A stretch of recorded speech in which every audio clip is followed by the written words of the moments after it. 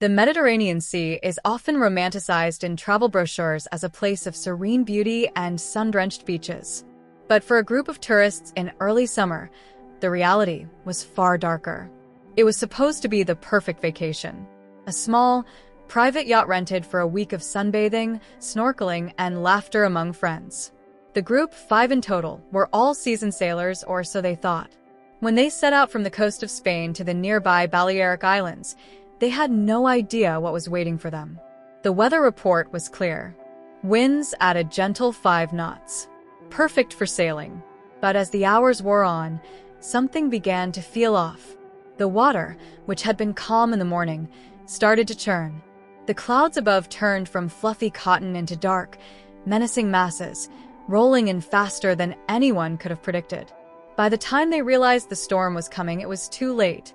A sudden gust of wind, coupled with the unpredictability of the Mediterranean, sent their yacht crashing into a rogue wave. The boat was thrown sideways, and everything they knew about sailing vanished in an instant. Their equipment was scattered, the engines flooded, and the communication systems failed. As the storm intensified, the group scrambled to stay afloat, but the Mediterranean had other plans. The storm passed in the dead of night, leaving nothing but devastation behind. The yacht was damaged beyond repair. The compass was useless. Their GPS was fried. They were left with nothing but a small life raft, 1 water bottle, and the clothes on their backs. With no clear direction and no land in sight, they did the only thing they could: ration their supplies. But it didn't take long for desperation to settle in. The water bottle, initially a symbol of hope, began to feel like a cruel joke. Every sip felt like a countdown to their survival's end.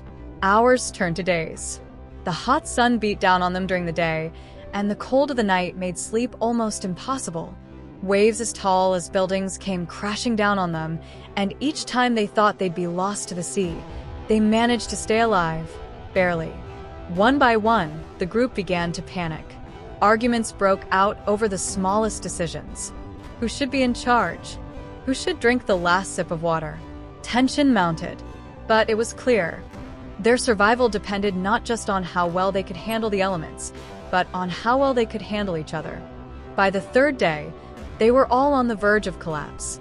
With no food and precious little water, dehydration was setting in. They had no signal, no way to call for help. Their only option was to keep moving, keep paddling, hoping that by some miracle, they would reach land. Then, in the midst of their despair, something shifted. One of the group members, a woman named Sarah, spoke up. "We can't keep fighting each other," she said, her voice hoarse. "The sea won't care who we are or who's in charge. It's not about who's right or wrong. It's about surviving together." Her words hung in the air, cutting through the tension. The others fell silent. For the first time in days, they realized that their survival didn't just depend on the elements. It depended on their unity. If they were going to make it, they had to put aside their differences. From that moment on, they divided the remaining tasks evenly. One person kept watch, another rationed the water, and someone else tried to make the raft more stable. They worked together like a team, strangers bound by a shared, desperate will to survive. On the 4th day, the faintest outline of land appeared on the horizon. It was so far off, they couldn't be sure, but it was enough to give them the strength to keep going. That afternoon, they noticed something strange, a small fishing boat in the distance. It was barely visible, but it was there. With their last reserves of energy, they signaled with anything they could find: an empty can, a piece of cloth. Miraculously, the boat saw them and altered its course. When the fishermen pulled them aboard, they were dehydrated, sunburned, and emotionally drained, but alive. And for that, they were infinitely grateful. After their rescue, the survivors were brought to the nearest hospital in the Balearic Islands. They were treated for dehydration, exhaustion, and mild shock. But more than that, they were forever changed. As they boarded their flights home, each one of them reflected on the experience in their own way. For some, the lesson was about humility. The sea was a force far beyond their control. For others, it was about the importance of teamwork and the strength that comes from pulling together in the face of adversity. But for Sarah, it was about something even deeper: the importance of perspective in life.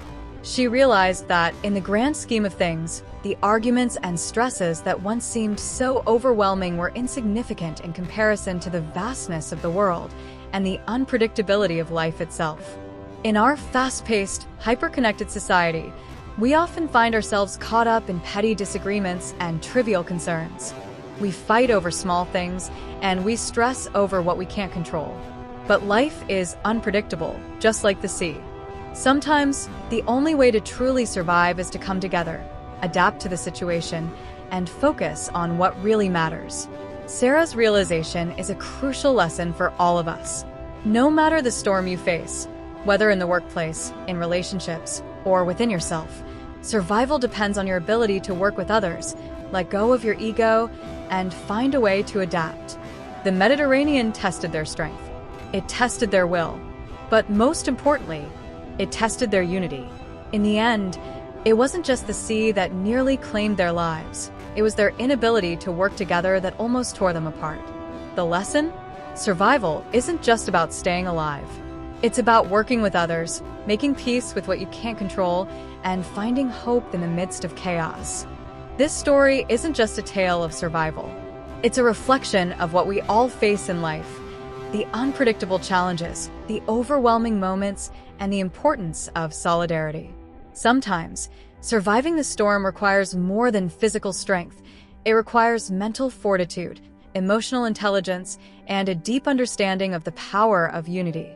So, the next time you find yourself in the midst of a storm, whether it's a literal or metaphorical one, remember this: it's not about who you are, it's about how you navigate the storm together.